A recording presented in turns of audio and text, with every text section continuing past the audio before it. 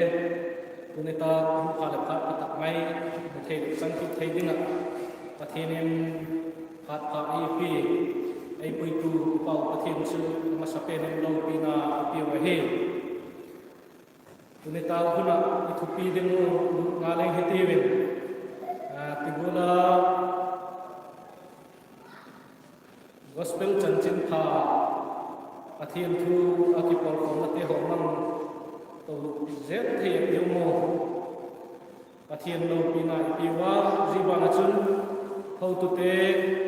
khonu khopa YVL ma how to te hozo si chungin le ki pa thu kagem ki ahe tunita guna i topic ding wa hile itu pi wa hile jesu tulai society tulai huna event tanga numaite din mun bangti amudim amu em tihi zahan bungi chang khat chang som na khat le zahan bung lina pathin holding ding hiu nang leke pathian chate hin bang kima ilal pa jesu krista hi entom dinga hin kumam dinga pathinin eidoi ahi jije ga chun bible mathai la chun pa pathinin ilal pa jesu krista chu hite biya nahi jehi kachap adai ta kakipa ama ma chu ahi ama thu alangayum ati ahi tuhuna ilal pa jesu krista hi bang kima ikosaknan ama hun laya om kha ahi tuhun lain le ama khosale nang din mun ke din mun khosale bangulin akhosadim bangulin lungput anay din ti he ngai tua ilal pa jesu krista mung changbu gul uthei dingle amalung putgul odingen ikidai ahe tunita hun abi takin numaite sungahen ama hun layang numaite bangulin ama agelem bangulin akidil pm ti he akigem ahe je he nading mochun ilal pa jesu krista khabela lem layak amahun layak thiem puten bangulin umaite chumugan farisaite le mithim te hon alo le kowen kosum vengsum kosuma mite hon bangulin suda kunga mite hochun numai din mun kha bangulin amuwen chule ilal pa jesu kristan bangulin amuwen te he ilal pa jesu kristan amugul le agel gul lungkul he tadi ngachun adang te ho society bangulin akoyem ti khato ilal pa jesu kristan bangulin akoyem ti ka teding ahi tu hunai le ikhuwe iveng tana numaite din munhi bangulin society in veng tang nga ayo le society in bangulin enem jesu hun nalai le bangulin amudin ti he gelu tu ahi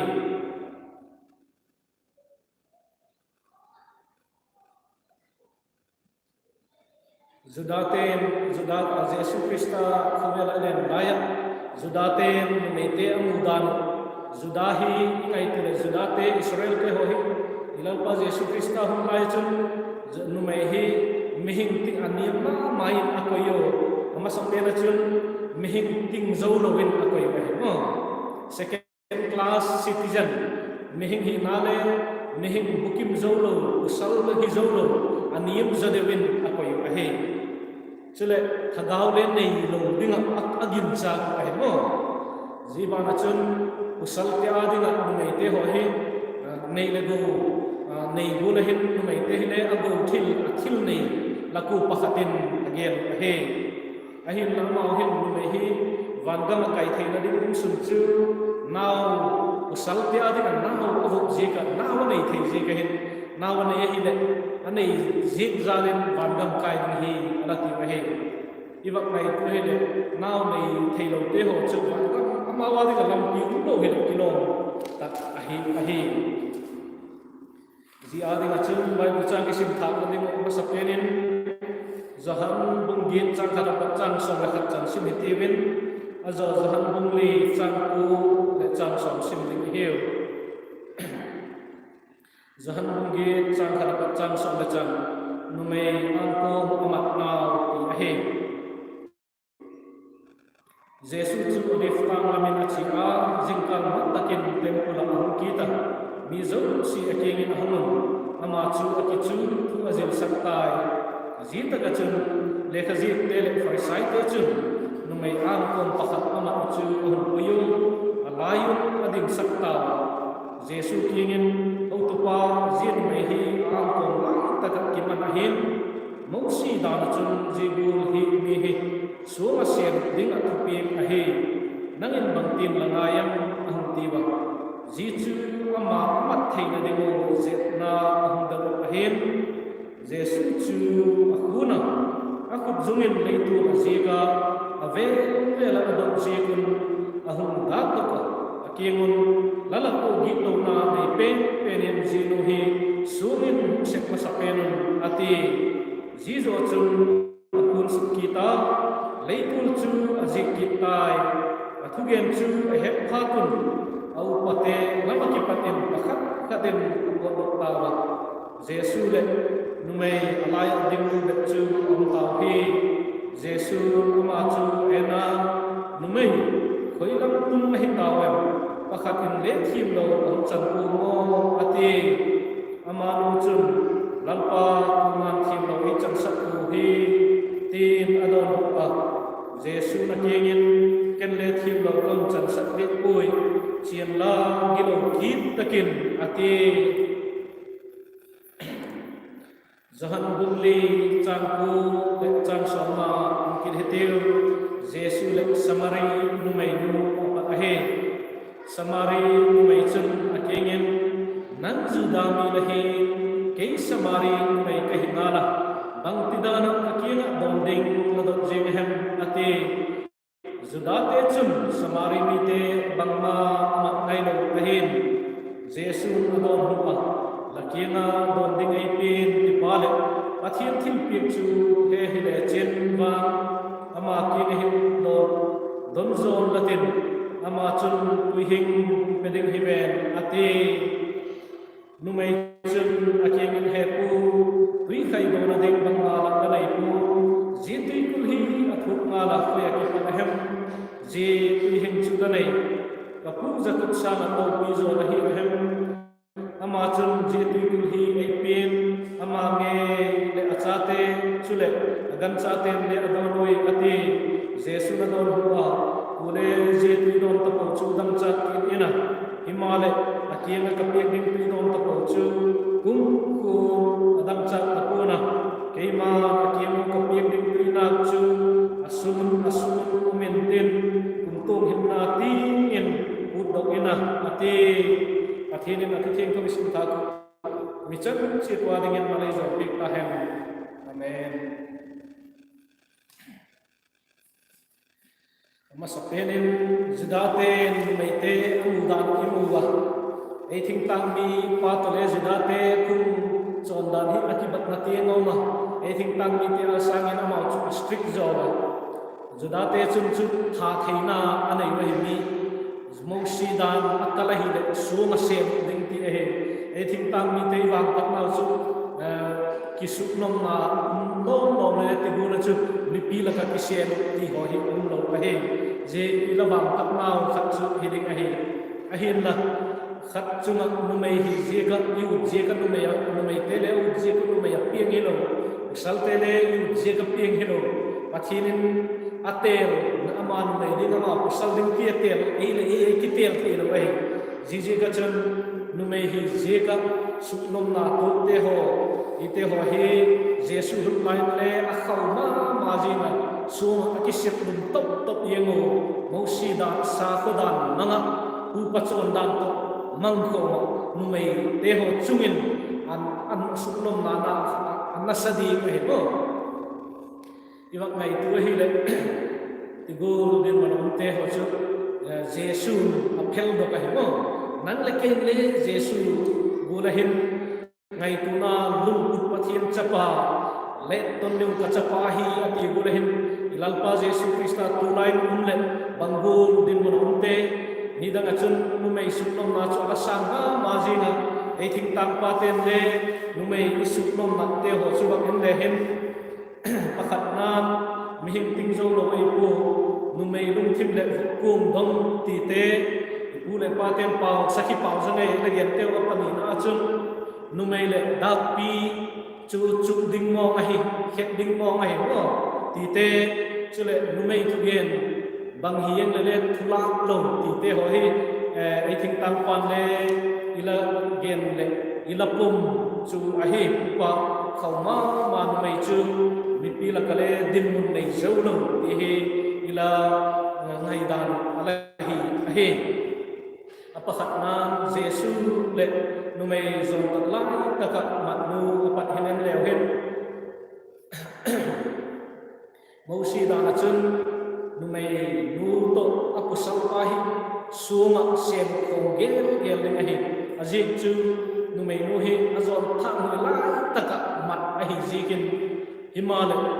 farisai te le mithiam te ho chun anu mai nu chak kha hang pui a hi no jesu angin jesu ang bang ji kan mai nu chak yong pui ha me ti le amau mai dan chun usal zo hi asul pui nu mai zo hen usal zo hi asul ding azon lu ta hi tigul sul na mai le nu mai zo hi asul zon again a hi zibana chun je chu dan le dan pathian mo si dan long le mo si dan dik ta ga chun nu mai apusal le anu mai le apani u zo thang mi ti yang chu tha lu ding sen khom ding kiti a he ye chu khat adik lo na a he apani na en nu mai nu le pathian thu gen thei lo a he ajit chu e thing tang pa bu la zuda te le nu mai chu thu la lo a he mihing ting zo lo chu athu gen le tu la lo a he athiam na thu gen thei lo ni a he ye ka chun farisai te le mithiam ten thiam pu te het pi in mi pi lakin ahum kai u mai nu chu lalpa jesu krista mi pi laka ahum kai jesu krista angin ahum tu a hi mo ni dang ale farisai te ho chun ala bol se ku thiam pu te le dang la mithiam te chun le ni dang lai le zin mai nu bem lo ni dang le ana se luk jing sao a hi ding ani azim chu jehi mo si hum lai pat son dan sa khat son dan yi ba na chun sa khat son dan le juda te hi a sa khat son dan le apu pat son dan hi a ki go ko ma hi je kin khen thei lo to ba a hi je kin adet ma je a hi sa pa chun religious law and cultural law akite culture religion i culture chonda i custom to sa khodan ki go a hi je kin nang la ke thing ta mi pa chu hi le sa khodan chu min ma chonda i culture chu min o ma hi juda te ho chu pani ki go a hi farisai le mithiam te chun ji chonda le sa kho chonda le culture custom upa chonda chu mangin jesu krista chu hung se do mo jesu chu su mang thai anu hi ajin chu jesu him happy na le thu tak thu hung gen pathian gam chan chin pha hung gen lalpa jesu krista gospel chan chin pha hung lu jekin ama chu pathian pat va hung hi jekin sa khod lama farisai te ho chu pathian thu alam bo si patin ala dong ma le jesu krista himna tak tak pathian pat himna tak tak apan lo jekin dan chu khau ma le pathian himna lo jekin jesu krista gam chan chin khau gena he pina le thu tak chu bukim takin atakin mu thingin ong tak tak jekin jesu va kom jekin jesu jiwa kha thagau na magil kil dam chak te na del jikun anek thei jikun amawa khan ne thei hi ta mo jikin suk mang thai anu mai jesu no jesu mang thai thei na dinga chun mo si dan sa khodan le pu pa chon dan kha manga jesu ka suk mang thai ding ati ma hi ye ka chun jesu kingen nu mai nu chu zong thang hu nu chu kayu achana zong thang hu nu chu ti mai ti ko hau tu pa nangin bang lo ding la tiam jim nu hi ati mo jesu chu pathin hing chapa hi bangkim hesu kai angai kunan thim jong sule hesu ga sep lumun tilala nangin mausi sep lum kimin so ga sep lum kimin tilala mausi dan abon si hem so ga sen ni mausi dan sepa jesu mausi dan abon si le jesu chu so ga sen ding ahe abana chu sep lum kimin sep lumun tilala aman he pina chanchin pha he pina le thutak again gam chanchin pha again pakikal ding ahe akhat zo gen le jesu chu mata noi mangding suk mangding ti chu atu ahe ipeta chun jesu kun sukin leitu lam chenin leitu chu sikin avel mak dei dei ding ahe ti het tak jegun ang avel in hodano ho tu pa bang hem tin adong ahe ichun jesu dak naka lalaku suna nei no pen insek masam ati ai sulna nei lo kuma lo hiding da ahe au pa pen apatin abang banin achi mang atopin abonun achi mang tau ahe jesu le zon thang hu bet chu om ta ahe atopin jesu be pin asep lum thei ding ahe adang te ho chu asuna akia tule mau him ko ke tule suna nei vet ai ta je kun asep thei ding om ta o je kun jesu be suna nei no ai je ken ama be pin dan chu amang cha thei ai mo adang te ho chu dana ting lo ne hi ta je kun ipeta chun jesu mei no je ken no mei koi taka achi mang zum ta wen koi ku ma um ta lo he kuma nang sep dum ding talaw hem atile numay lusun I kuma ay sep dum tapo ay achi gam ta jesun le ken le thiem lo kam mal chi lang git lo bol takin basul takin ay tuhile mihing te da tama mithiam te ho sa khonama mithiam te ho khonu ai apum pi thiam lo achan le aman sa khodan le culture chon dan na ting le mi ahimna mihing numai hi le usal guna amihing hina aman asim ahwa tha kum mihing kha zadi hi ti sakai usal mihing hi guna numai le mihing hi ti jesu et sakahi jesu amahulak society ne bulen empu ama pathian chapa a society din bulen akilong pu society on pu ama mugur takin pa pathian apat ahunga ama na mihing siam te chu ama doi gur tak umdingin achangin apangahi tuhuna himle zon thang hoinu khel pi poiti ikhosu male ahita iting tang pa pule pa chon banin le numei chu sutnom na akhang in judate bulin alahi ehi mo tuhuna himle pathin thu gospel hom tak jekin numei te hoile no pasa thei ma mau ti mo pate homle abol hoi ma jana le achang ma hinle usal sutnom na numei na sutnom na le thoi tu lai no usal sutnom na tu le tam tam ningahi hilele jichule mu thei ahi jichule nang thei ahi ahin na numei ten sutnom na tu pha ahi le asunom na tu hi mihin khat le ni mai hi lo ahi mi pizo si be hi lo ahi a structure a system in asutnom na ahi je ken ni anadi ti ding he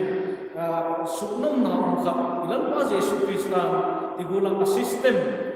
ven sum be lo khotangin le thiem lo chan amu sit lung thip na male suksit thagaw na male kek zak ti ding hem ti guna khan ato ko kin a system te ho hele mang chan them tu hin suknom na tam tak usal sangin ala tu joseph ji ka chan lalpa jesu krista hin ko pa hin numai te ho hi tu din mun hin jesu na lai nang le ke inute isu pin mai te ni te hoi ta hai ahi lo me khosu hi ta hai adin mun te ho hi gospel hu ma patin bak chan hem khatin ki theng le le suknom na om na lai te ho hi tuni ta ko nai ilar pa Jesu Krista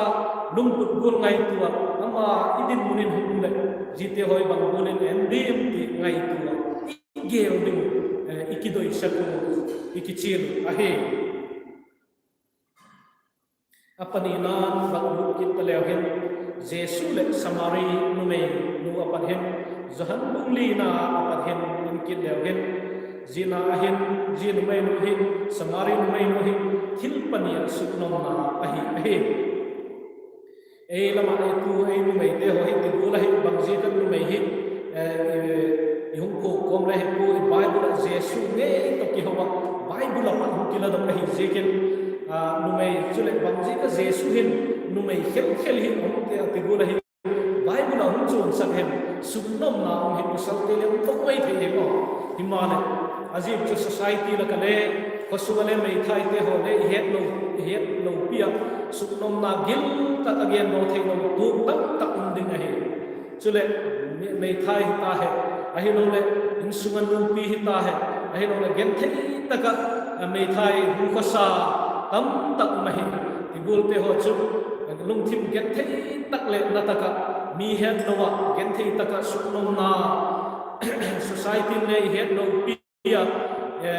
suknom na amaw le athil tu ko kha ahi dimong ahi tigul katu dimong ahi tibang banga a system in a structure tiding a system a khovel dan mongin akan hilele pathin lum lo lam hi pathinin tigul hilo ding atibang thei ahi jite ho chu ilal pa Jesu Krista ngai tu na lum put na Bible ai ku achon dan om dan patin gel do ka en le ilal pa Jesu Krista ken nu suya pan ilat thei na dingen liberation tu dingen ahi lo le suknom na umte ko lo umte tha do thei na dingen hen Jesu Krista hin ilal pan le aniam pen te pusal gen thei haksa tu le tam tak mena himal numei chu ama hu la ya chu suknom na la kale numei ya pin hi numei juda te lang chu numei ya pin lo pathin kin ki pa ku again set lai no tigol tu ka chu mu si tam mahi jegen ilal pa Jesu le ama hu la aniam pen te hi example in umang se kahe samari numei to ama ka hi ba an ki talehen samari numei le ama numei ahi samari numei nu suknom na umai pani ai pakat chehi le samari ahi samari mi te hi juda te hi samari mi nam chu mahi je kun amusit pai ho samari numei tu samari mi chu mat le mang ngai ro pai kisukhat pi the lo tulai le ei India sa ku hibu sa ku le sudras te ho untouchable sukhat the lo isukha gai le thieng lo ti to ba mai ho COVID-19 ve te go le ho isukha le kichi bai le sanitizer ho aga so ding ti mai de da nai COVID-19 ve ding agin chat te ho na lai COVID-19 ve te ho wan bang chu sanitizer ki siliek le ngai mai the he ho ibun tu ka chu mai chu samari mi chu da na hi nam thieng lo juda mi ne le juna nam thieng lo te hiu i ji go la chu a hi je kin samari mai mu hin le apani na chu suknom na na apani na chu hi nu mai ai ho nu mai ya kha apienga amau thu le hi lo amau thu le hi lo samari mi ai ki tai ji mo mai tu le ilal pa Jesu Kristan samari ahi na hi nam ahi e tulai taka kasak na hi nam chum Joratan pun suma kun chum nam chum hi jegen kidai dam na hi asang dewa kei nam kei vai kei nam pa chu mi to kinagai le bazar dik lo le bujai le mi phalo to bi le vai phai le kapan pi dik ki ngai tu na lum tim tam ta umatai mo jio le pathim tu to ki to oi mo thulena chiel lo inam hi mana chu nam chu ngai na dikon hi le pathim tu to ki tu ka dik ta ka hi le dik ta ka competition ai le positive competition kha pathim doi bu le mihin te doi bu le nam khan to na ding le positive ta ka competition au mai na pha hi lelen negative taka khat na ding khat chok den na ding ai nam dang chok den ai nam sang ding khat ading na khat ading dok sang ding ti ho hi pathin thu le hi pu ai mihim te ho mai tu ram le ai lo hi lai ta ke samari numei te to nam ki kala nam nim nam sim mom te ho le ki kala ki dai dan na te ho le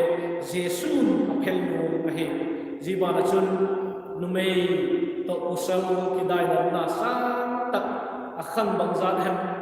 mausi khang lai pa alom ta ho chu lalpan numei te din le mihing hi na be ku chan chapa hi na wa adim mun ahi na bang taka mihing ahi na bang tapu jesu hin usal ten mai ti ahi lo le patriarchal structure ti the hin asuk niam pen hi ato den pen hi to den lo amihing hi na be ko usal ki bang ding jesu hum ka ahi a rights le pe kita dignity ama dignity le le amanu avelu usal to le ki bang hi ti ho usal he igul gulen me le he no nalpa jesu usal te akhisana tak dogur gulen jesu kisan man numei te le tan bakahi jesu kisan man ki bang takin nau pang te ho le nau pang pasal nau pang me te le ki bang takin ahu do kahi jesu kisan chu usalari hat chu mai pu numeyari hat chu mai pu ki bang taka mihing zo si atan mo ahi jiguna chun numei le jesu usalte ki bang taka ahe samari numei nu din mun hi lahim ama hi tui khaya na him ne ki ngai se taka samari numei hi bana numei phalo usal pangalam nei tu ong pi pa ki le pusal hilo apusal le theng tol roms te hola ko ni roms pai te officer lam deu ama ki nga ji hum tum cho pusal hi hin mai the no pusal ka nei pu ati le la pusal pangala nei ti jesu again the hi jigen ei ko su hin le bang le hin ti gola chu nu mai duk dak no le hin khomi te hol le game se lo hin le kang et hitin mul ko ki sama ma ding hi ji gola chu ji nu mai nu le ave na ta ma khote ho bang nu mai duk dak no a koi wa hi jigen tui khai hun jesu to hu lim no le da hi le sun thip hun mi lo lama kun hun mi zo lama na sema me hola thingsa ta ai lo le na se ma bui hunu ama hi mun thipa mi thip lai takin tui wa khai ku ma nei mu lo le big pi la kale gadon tam ta lo le hi mai thei igula kinai se ta hin ku mang ahi chule bipi te hon le amu dan le nangai tu dan ama hi miduk dak lo hi da society le hu lo kolama akoi thula lo akoi tak taka adin mun hin ni ma hi ti he mu the ahe jibana chun jesu hi rabai thimpu te to ki bang hi ho tu ai jegin judada na chun numei to ki ho rim hi thieng lo ai mo numei to thimpu chu ki ho rim thei lo ai numei chu pathian thu het ngai lo ina ki pek ding hi je hi mo pathian thu amaun akan ngai lo het mu mun le ina room lamu pusat te wa ding apusat te thim te to ki ho in tin thia pusalin in lama thim te zil til khan azi te wa hin ding a he numei thu gen oi lo wa mo tu chu ai pwf numei pol te le nu pi thu gen thi tak nu pi pathira ki mang cha tak pathinin hum peta gen tam tak ko chu le numei te ho thu gen ni mang thi ta ji gospel chanchin kha hum na za na he numei te ho chu thi bekin umun ti tapu PAWF lam kai te ne ko chu ma diga det takin pa te ho to pangin ko chu su hat tu apang ta a he pathian lo ina ipi wa he jibana chun jesu mei te pathian thu usal to ki bang zil thei ding ati a he tu hin nupi upaum lo ngat tangwa lo na upang lo ki bang takin begini kai khom thia thu te ho kai khom thei a he la mun khem khat ko chu mi le numei hi panmun hi dik tak tak lo ding ai lo le bang them sal to ki banga ai lo le thugen na ai lo le ko chu le gahak na ai lo le bang ki hem khata munim na koi nim na pen thim pen kha inei lo ding a he lan pa jesu krista thim bu put ding a he jesu samari numei nu gancha bun mai numei kingen pathian thutak again ai no pathian thutak numei lu chun jita hin kyon pathian kala ho se ko pau chak se ai gerajim tangin ati nangun jerusalem pathian beging lati wahi ati ai jesu bang hem again tile numei ahum tum dingai tai ahum tum mane atai pathian betak tak te chun pa chu thagau le thutak beging wahi pathian chu thagau hin ama beding te chun thagau le thutak beging wahi ati ai pathian thu thagau lam thil pathian biak dan gil tak thagau lama biak na dik tak chu jin numei bang ma mi na koi lo nu chu a ho lim mi a he wo ibana chun messi a hu phat bang ki mei hin ding hi ati ki dai wo jesu tu la ki ho pi pa hi messi chu hi ati no tu la ki ho pi pa ke hi ti na hi messi pathian chapa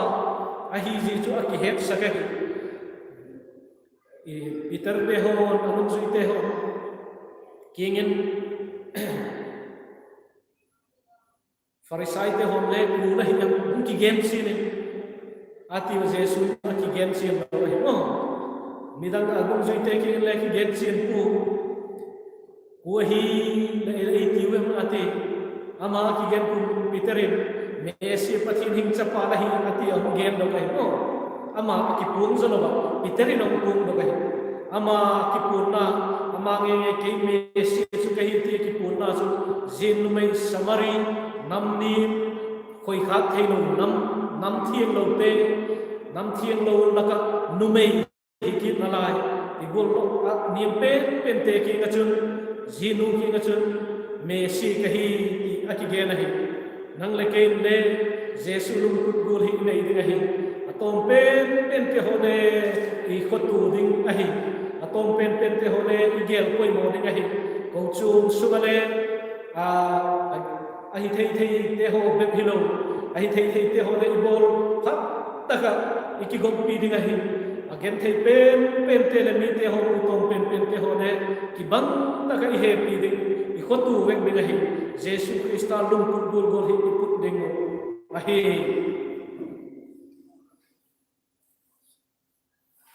Jiban chun jesu jin mai nu hi to akimu tu zo chun jesu krista lalpan samarin mai nu to akimu tu him pathian tu tak pathian biak dan pe again Messi hi akigen china jesu krista pathian him chapa Messi chu ahi ti aheta apumta zat satak asul na akan kol gula he no setarin asul na je ka mi angale pangam no mi sun ti pa tui khaya mi he no kala batai nu mi pi la kale pang thelo pangam talo mi te ho le achuma akoi amu situ nam nim hinalai jimnu chu jesu to akimu tu zo en thengdang lam ang hitahi apakhat nan aza chat na asul na je ka chat na zo si jesu ala mang mi ta he apaninan ahina akihedok ta he mo jesu krista tu hing lui chopeta he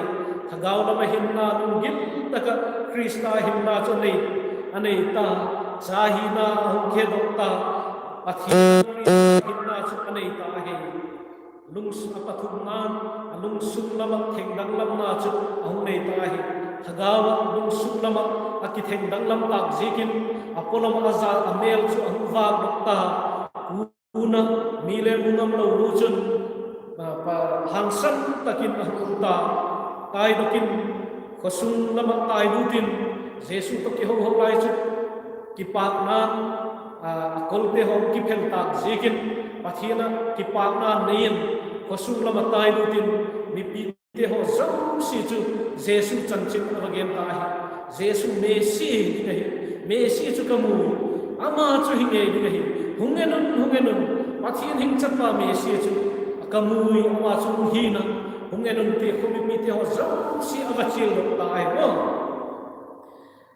zak sunna akan zak chanoi ngoi mu chu Jesu hun chok cha ki ho pi na achun Jesu athek dang lam event ai no Jesu chanchina bagena khomi pite ho zau si chu Jesu king lamin ahung puilu ahe nang le kele Jesu Krista ine hi le jinu mai nu guna chu Jesu Krista chanchin igen ding hi poimo ahe nang le ke chu Jesu Krista chanchin gen malaka Jesu Krista sana ele ki choi hoi gut nate ele zo ki yading lo na ho nate ho de pin hu imang seka pathian chadik tak hi chun yeng thak na dik tak nei mu him chu ama za cha na ne gel tak ki pa na na dima Jesu be balung sungina len pena mi te ho ne Jesu munai lo te le Jesu hu le te hi anam barwan agel koi mo hi ji ga tu kasuga tai lo ta komi pi te ho zo si chu Jesu chanchin aba hi lahi chule kalungai kai ma khat chu aman Jesu chanchin aba ge na te komi pi te ho khom tai ro Jesu umutaw Messi hi ti hong ging chatawa ama evangelist nuji nu mai nu again komite ho chun nu mai nu ki na chun bang again iti hi nangin leigen jika he ka hi pu ke yun kamutawa hi ati ho ei hi la chu thugen tu te hole e thugen tu pa thugen tu hem athim na lom lo me ho angai cha tu te again se pai ken khat ho jika hi zo lo ding a thui gen le mi te ho thugen yek pa Jesu Krista a hoi na lom lo me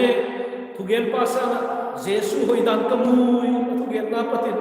Jesu cho lo pi na lom lo me ti kha hile thugen na lo ting hi ding he ji samari nu me no hi Jesu ka theng dak lam pheta a hi na hi na kai tu he mi te ho sama thugen nu kha he phata pu ho nang chu bang na dai pu nang lagen ji ka king cha la kai to ke mon kamutai ati no Messi hi ti kamutaw ati Jesu ka thawu samari ko pi khan ni lam ma mi tam takin Jesu hong ging kholo ahi bang ji hem itile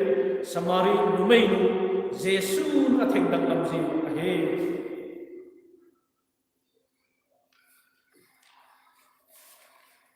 samari numei nu ahe zon thang hoi nu apata inku amau hin ku hin iwa ka hi le numei din munte tigol lo mamusi ta ikuin le kimusitina himale Jesu agel koi mo ma jena ahina athil amhing simsa ahina aman tamdan kha asulang ahi ji ka chun amahun laya thiam kute farisai te sadukai te mithiam te ho jong sile khotang veng tang le khotangin amu situ bang malawa man bei gula koi teule Jesu asiam sam mehin numei yek chahile adin mun sang takin evangelist chan chin gen ding khopin asiam eating ai zon thang hoi nu le sunga sel ding lai ahin na hoi eka ngai dama gilo kit takin ati ahi sul ki pa pi hi pu nang le kai le ngai ta tu te ho zo si pathian pa lap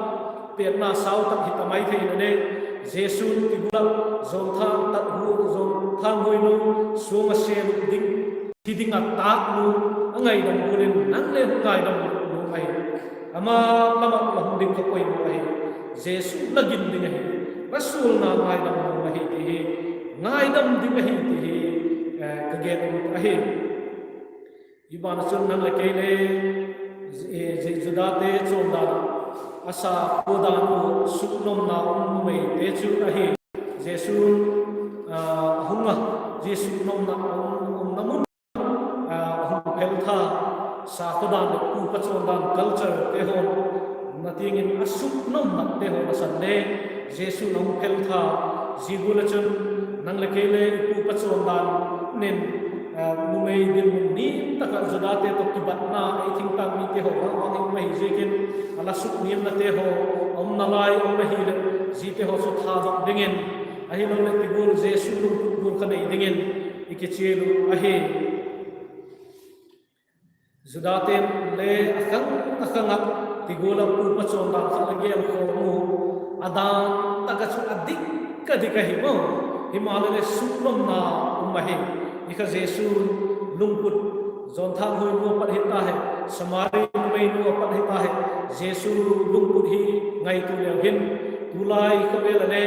igul lom loma suol lo le numei din mun pu pachon dana numei thula miti yemate ahi lo le thil in sum hita hai ko tang veng tang hita hai lalpa jesu krista nang le ke din mun ama humlaya numei te amu bulim tuhunale kovela ataksan humle gile nang le ke din munin ama hum hing gile bangulin numei te hi amudim bangulin akidil pidim bangulin endim aset dim te ho nang le ke ne jesu lum pudinggul chu he a jesu lum pudgul chu pu a sem dong dingin kichul no he pathinin thilzo sia krista jesu ungul lung thim chu puthei dingin ngai thatu te ho zo si tam takin malsom ta hen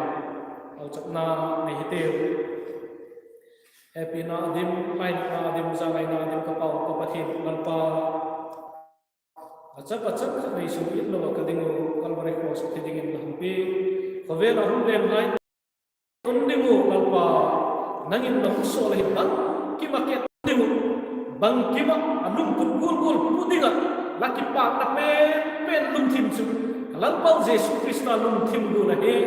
laki pa na pen hin khu chu lalpa jesu krista hin khu go lai lalpa tu ni ta guna numei te din mun akhan nakanga zudate le danale ki batna no mai nei nei krista mina alpa su tha ki lum hentin ko don pa e jesu krista lum pudgul puthei dingen la gospel chan chin kha hi athili theina to hinga kain huwa ngai thatu te ho zo sine je kalpa jesu krista lum pudgul puthei dingen lalpa kain huwa kain sumu kasupi ngoi ka kimu chen jin lapa numei ya asim te ho amau ji kale hilo te ho suknom na om kham na lai hi om ne ji te ho lalpa ka hetu kain ku lalpa jesu krista bun ko ahim bula hinga sek do bula sem te dingin lapan pina karunan wahe lathu kamichan chi to adingin lakso menten lapan pina dan lalpa jesu krista karunan wahe amen chẳng sự kiện lần pathin lâu pina chẳng cái amen biết làm sao hết